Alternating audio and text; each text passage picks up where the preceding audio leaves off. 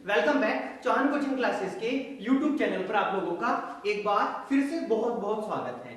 तो हम लोग बात कर रहे थे यहाँ पर क्लास 12 के केमिस्ट्री सब्जेक्ट के बारे में। तो वापस उसी एंटरटेनमेंट के साथ में, उसी मजे के साथ में क्लास 12 के केमिस्ट्री सब्जेक्ट को आसान बनाने के लिए हम लोग आप लोगों के सामने आ चुके हैं, क्योंकि अपन लोग वापस केमिस्ट्री सब्जेक्ट को अपन लोग बहुत ही इंटरेस्ट के साथ में, मजे के साथ में यहाँ पर स्टडी करने आए हैं, राइट। तो वापस उसी हिंट के अकॉर्डिंग, उसी ट्रिक के अकॉर्डिंग अपन लोग वापस आगे के कॉन्सेप्ट के ऊपर फोकस करना स्टार्ट करेंगे।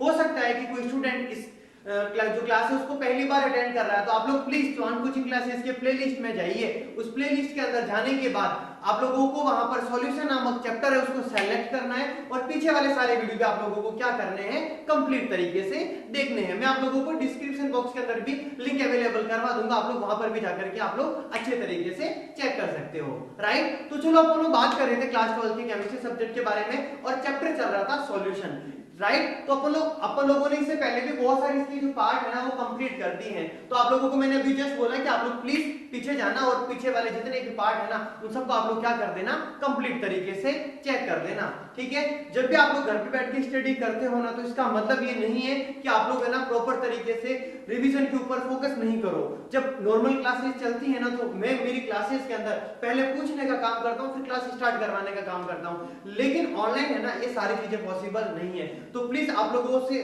मेरी रिक्वेस्ट है कि आप लोग प्लीज घर पे बैठ करके हमेशा है ना जो भी पढ़ते हैं ना उसका बार बार आप लोगों को क्या करना है, रिवीजन करना है, कंप्लीट तरीके से प्रैक्टिस करनी है, राइट। तो चलो अपन लोग आज की जो क्लासेस के ऊपर आते हैं, और आज की क्लास में अपन लोग अपना आगे वाला टॉपिक स्टार्ट करेंगे, और वो टॉपिक है अपने पास परासरण दाब। परासरण दाब आज का अपना टॉपिक कौन सा वाला है, वो टॉपिक अपने पास कौन सा है, परासरण दाब, ठीक है। तो अपन लोगों ने पहले ऑस्मोसिस के बारे में बात की थी, अपन लोग अब आज बात करने वाले हैं ऑस्मोसिस प्रेशर के बारे में कि परासरण दाब होता क्या है। तो देखो मैं आप लोगों को एक चीज यहाँ पर क्लियर बता दूं, आप लोगों को परासरण के बारे में बहुत अच्छे से पता है, राइट। परासरण में क्या होता है कि यदि अपन लोग क्या करें, अपने पास विलायक अणु क्या करते हैं, अर्धपारगम्य झिल्ली में से होकर के किस तरफ से किस तरफ गमन करते हैं, तो आप लोग क्या बोलने वाले हो, यस, शुद्ध विलायक से वो क्या करते हैं, विलयन की तरफ गमन करते हैं, ठीक है। अब बात आ रही है दाब। दाब यानी कि एक प्रकार की क्या है, बाधा है, क्या है, बाधा है। जिस प्रकार से अपन लोग बात करते हैं, फिजिक्स क्लास होगी तो अपन लोग वहां पर बात करते हैं प्रतिरोध, यानी आवेश के प्रवाह में उत्पन्न बाधा। तो यहाँ पर क्या हो जाएगी, परासरण में उत्पन्न बाधा। और परासरण क्या होता है, यहाँ पर विलायक अणु क्या करते हैं, शुद्ध विलायक से क्या करते हैं, विलयन की तरफ गमन करते हैं। और यदि उसमें क्या उत्पन्न हो जाए, यस, उसमें क्या उत्पन्न हो जाए, बाधा उत्पन्न हो जाए, तो वो घटना ही अपने पास क्या कहलाएगी, परासरण दाब कहलाएगी। मैं एक बार पूरी डेफिनेशन लिख रहा हूं आप लोगों के सामने, प्लीज चेक करें। तो अपन लोग क्या बोलेंगे, किसी विलायक के अणु, किसी विलायक के अणु एसपीएम से होकर, एसपीएम से होकर के शुद्ध विलायक से विलयन की ओर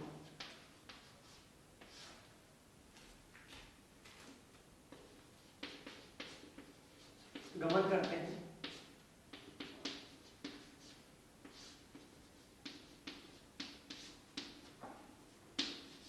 तो इस प्रवाह में उत्पन्न बाधा को परासरण दाब कहते हैं। बात प्लीज आप लोग अच्छे से फोकस करें। यदि किसी विलायक अणु किस में से होकर के, यस, तो क्या बोलेंगे, एसपीएम में से होकर के किस तरफ से किस तरफ गमन करते हैं, तो शुद्ध विलायक से क्या करते हैं, विलयन की तरफ क्या करते हैं, गमन करते हैं। लेकिन इस प्रवाह में क्या उत्पन्न हो जाए, बाधा उत्पन्न हो जाए, इस प्रवाह में क्या उत्पन्न हो जाए, बाधा उत्पन्न हो जाए, तो ये घटना अपने पास क्या कहलाती है, इसको अपन लोग क्या कहते हैं, परासरण दाब कहते हैं। बात समझ में आ गई अच्छे से। अब बात आती है इसको किससे प्रदर्शित करते हो, आप लोग प्लीज ध्यान रखना, इसे क्या किया जाता है, पाई से प्रदर्शित करते हैं। इसको किससे रिप्रेजेंट किया जाता है, तो क्या बोलेंगे, इसे पाई से प्रदर्शित करते हैं, राइट। तो आप लोगों के सामने कंप्लीट तरीके से पराशर दाब की डेफिनेशन हो चुकी है। आप लोग प्लीज अपने कॉपी के अंदर एक बार इसको पूरा नोट करते हैं जैसा का जैसा।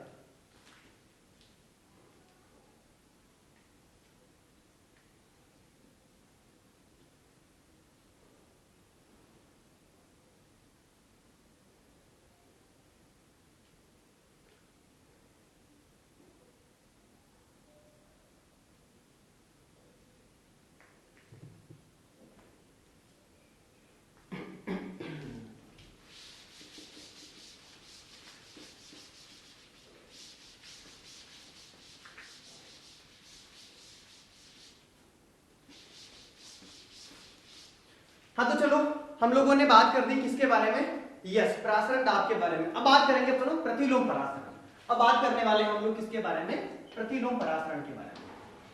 प्रतिलोम परासरण और प्रतिलोम परासरण को इंग्लिश में बोलते हैं रिवर्स ओस्मोसिस।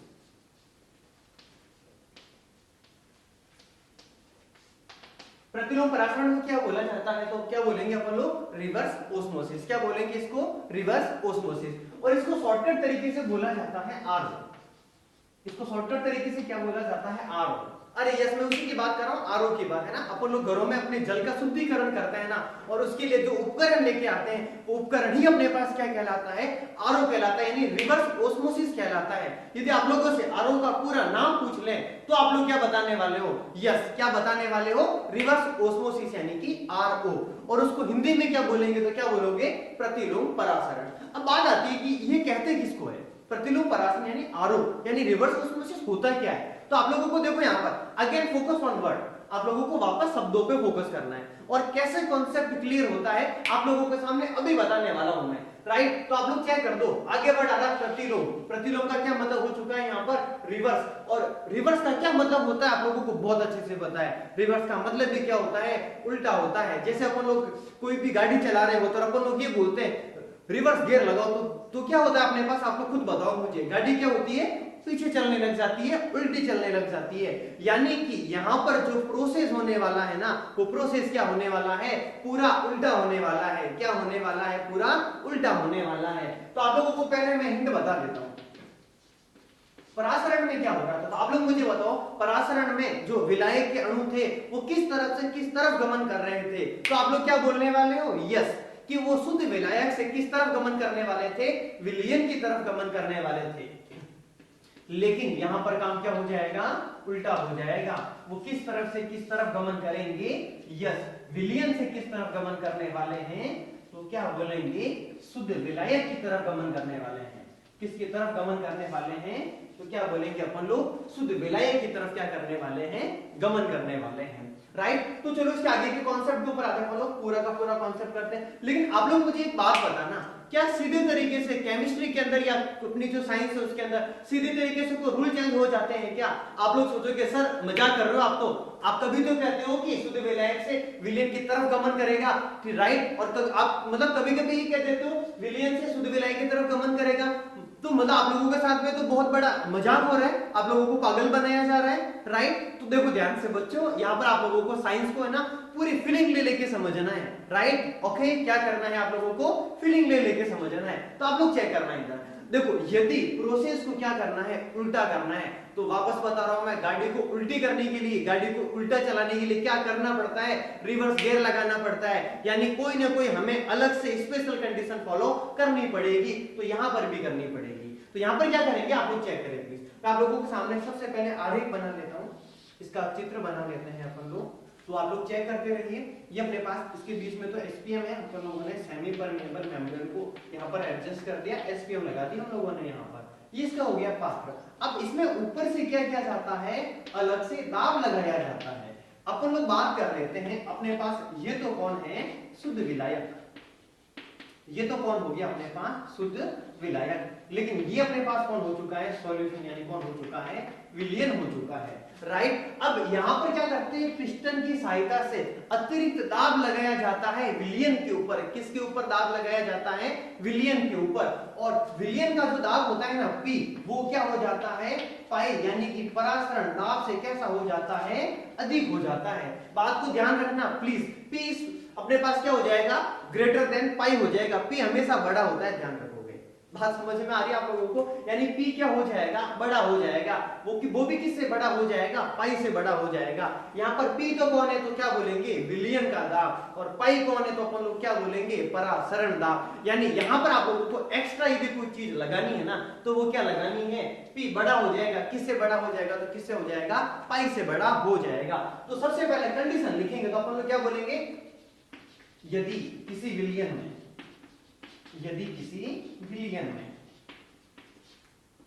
यदि किसी विलयन में कौन सा वाला दाब, तो क्या बोलेंगे, विलयन का दाब पी, विलयन का दाब पी किससे अधिक हो जाता है, तो क्या बोलेंगे, परासरण दाब,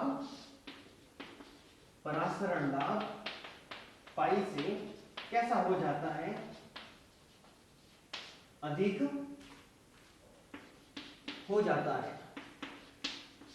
तो अब मुझे बताओ, जब ये अधिक हो जाएगा तो यहाँ पर जो विलायक के अपने पास अणु होंगे वो किस तरफ से किस तरफ गमन करेंगे, उल्टे गमन करने वाले हैं। यानी विलयन किस तरफ गमन करने वाले हैं, शुद्ध विलायक की तरफ गमन करने वाले। तो क्या बोलेंगे, परासरण दाब पाई से कैसा हो जाता है, अधिक हो जाता है।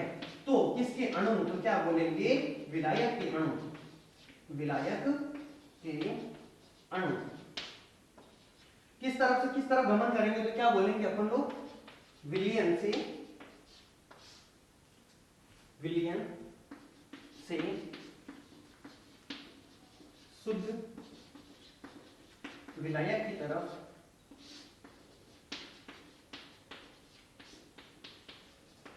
गमन करने लगते हैं।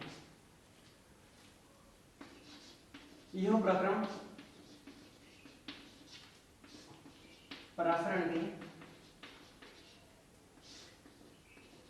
प्रतिलोम होता है।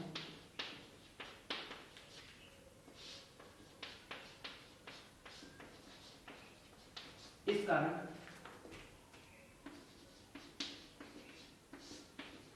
इस घटना को